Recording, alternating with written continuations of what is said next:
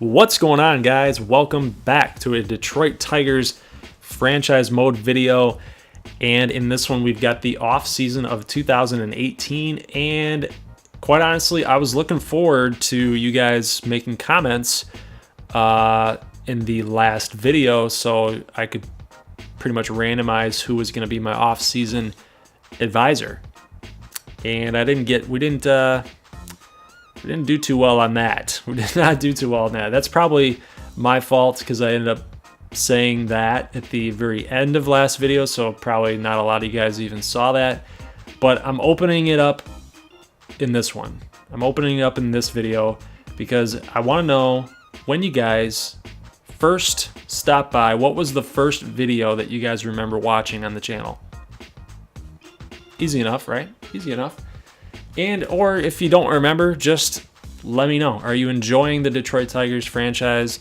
Do you want me to do another team? What are your thoughts on this series? That's what I want to know. And then from then, I will put your name in a hat and I'm going to draw 3 names and you guys will be my off-season advisor. So I'm leaving it open to you guys, and if I don't get 3, if I don't get much, then I'm just going to go ahead and start signing guys on my lonesome self. So first things first, guys. So Tigers won the World Series, and we had a lot of contributions from a lot of solid guys. And if we look at the roster here, it's not the most dominating roster you've ever seen. It's just a solid team, right? It's a solid team effort. Everybody does their one thing really well, and when it gels, it really can't be beat. Joe Ross really stepped up in the postseason, in the World Series especially, with Michael Fulmer's absence. Eduardo Nunez was really good all season long for us. 275, 40 stolen bags.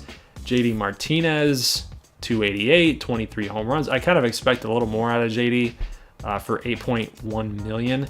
But, it's good stability for right field and DH when he does play right field. But DH, it's a good player to have on our roster. Yimi Garcia and Brad Brock were good relief guys. Matt Moore really came through for us, except in the last game of the World Series, giving up 2 home runs, maybe 3. I think he only gave up 2, but they were big home runs. And then obviously Yasiel Puig was really good for us last season as well. So 26 bombs, 269. So overall, good effort on everybody's part. Look at Bruce Rondon, by the way. I wish he pitched like this in real life. 234, 108, 50 saves. 50 saves. Love it. Love it, Bruce Rondon. I almost had over 100 strikeouts in 69 innings. Holy crap, guys. That's insane. That's insane. Gotta love Bruce Rondon right now. Josh Rutledge hit 315 for us at second base, so he played a heck of a season for us. Age 28 season, that's usually in baseball. They always talk about the age 28 season, that's your prime. Yeah, so he had a really good prime season, and I'd like to bring him back for one more season. That way we can kind of plan for the up-and-comer Felipe Gutierrez. You guys can see his numbers there. The book on him was that his fielding, his defense was an issue. We kind of need to groom him with that because offensively he's a beast, right? 84 contact, 69 contact, 48 and 51 power for second base. I mean, that's pretty solid for a 19-year-old, and that's only going to get better. So, guy's really good. It's just the defense has got to get fixed up. I mean, look at Josh Rutledge's power, 47, 57. He's 29. 10 years younger, and Gutierrez is probably going to reach those levels in power. So Gutierrez is going to be a great player for the Detroit Tigers in the near future. So, but we do need to groom him on defense. I'm not comfortable putting him at designated hitter because there is no power, really. And JD's got that spot on lockdown. And I'm not really comfortable putting him at second base because of the defensive issues. He's like 30 points behind Josh Rutledge. He's even 30 points behind our guy here, Alex Linder, who's a career minor leaguer. So he's got some work to do. one of his flaws. Luis Valbuena, also in a contract season. Chris Carter as well. And then we got Brock Steen. Look at those offensive numbers, ladies and gents. 66, 75, 63, 72. That is legit. For an 18-year-old kid, that is legitimate. Crazy, crazy, crazy. Look, I mean, he's almost comparable to Luis Valbuena already. 66, 57, 73, 52. I mean, guys, Brock Steen might be the starter at first base for next season.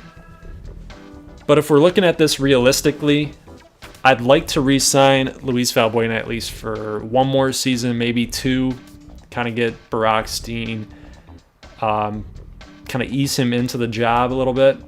Because, you know, are you really going to, is a team really going to let the playoff MVP walk, right, after he just won the playoff MVP? If you guys didn't see the end of last video, Luis Valbuena was the playoff MVP. He had a really good playoffs, 25 home runs on the season for us, 289. Are we really going to let that walk? Even if he's 33, you know, Luis Valbuena gives us a nice left-handed bat. Steen bats righty. So these guys could even platoon. We just want to ease him into the starting gig. And by the way, guys, we are going to rename this guy right now because his new name, if you guys remember, and this is a shout out to Tommy Walker, it's a subscriber. And I asked you guys when we drafted Brock Steen to come up with a name to rename him, and it was Pablo Sanchez. That's right, Pablo Sanchez. Even look at him. He is Pablo Sanchez when he grows up. If you guys played backyard baseball, that's right, Pablo Sanchez. There you go. There you go, guys. So you asked for it, you got it. We're gonna get Pablo Sanchez to ease into the first base job. Catcher, don't really have too much to say here. James McCann, Harper Ham, good guys there. The coaching staff is coming back, so Dave Hudgens and his staff is coming back.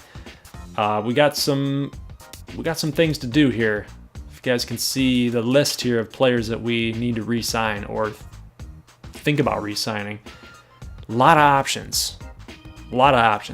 And I kind of wanted to give you guys an extra chance to be my off-season advisor, because I know you guys really liked that when we had our 2017 off-season, when we got Matt Moore, Eduardo Nunez. You know, it was fun. It was fun to do that. So I'd like to give you guys an extra chance. So I'm not going to really do anything as far as transactions go right now. I will say that I will be signing Felipe Gutierrez and some of these minor league players.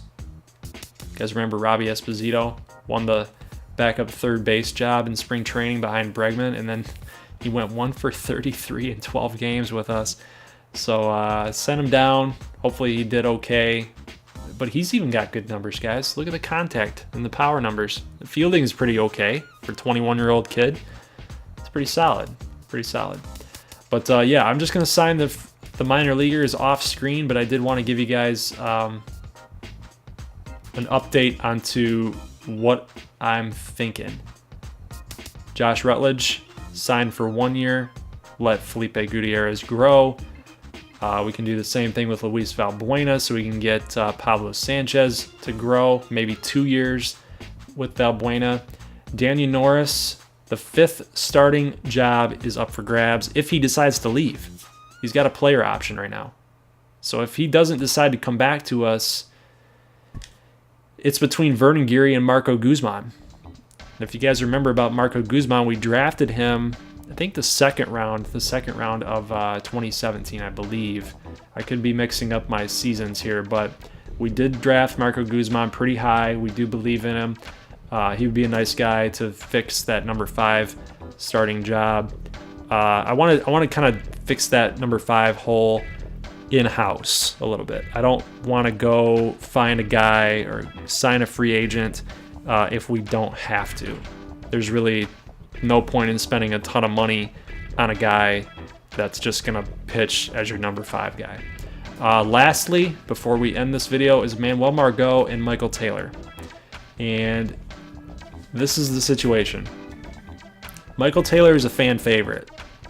I like Michael Taylor on this team, on this club. But he's not gonna hit you 240 or 250.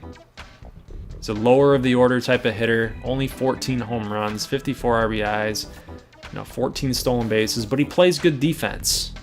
That's really what his game is centered around, is good defense. But everything Michael Taylor can do, Manuel Margot can do. And I feel like if you guys look at his numbers there, he progressed big time when we sent him down. Now he played a full season with us in 2017. He hit 232. Didn't really contribute too much offensively, but I feel like he did get better down in the minor leagues for 2018. You guys can even see his numbers there. So he definitely progressed. So 4 years younger, 3 basis points in overall off. I believe in Manuel Margot. I'm just going to do this right now. I'm going to exercise the option, the club option, to get Manuel Margot set in the English D. And now the question is, guys, do we want to sign Michael Taylor and bring him back for a couple more seasons?